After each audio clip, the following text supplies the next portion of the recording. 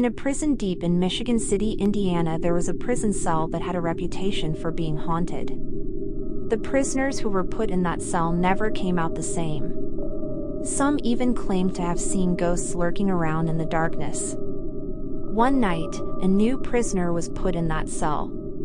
He was a tough man who had been in and out of prison for years, but as soon as the cell door closed behind him, he felt a chill run down his spine. He tried to shake it off and get some sleep, but he couldn't shake the feeling that he was being watched. As the night went on, he began to hear strange noises coming from the walls. It sounded like someone was scratching the stone with their fingernails.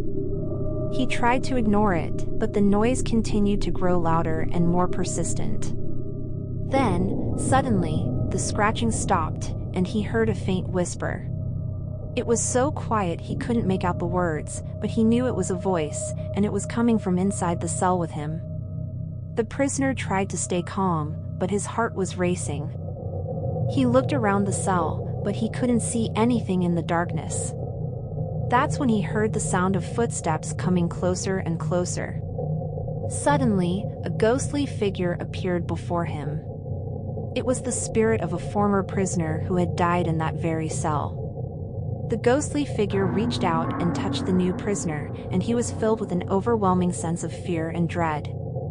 The ghostly figure disappeared as quickly as it had appeared, leaving the new prisoner alone in the dark cell. From that day on, he was never the same. He was plagued by nightmares and could never shake off the feeling that he was being watched. The haunted prison cell had claimed another victim.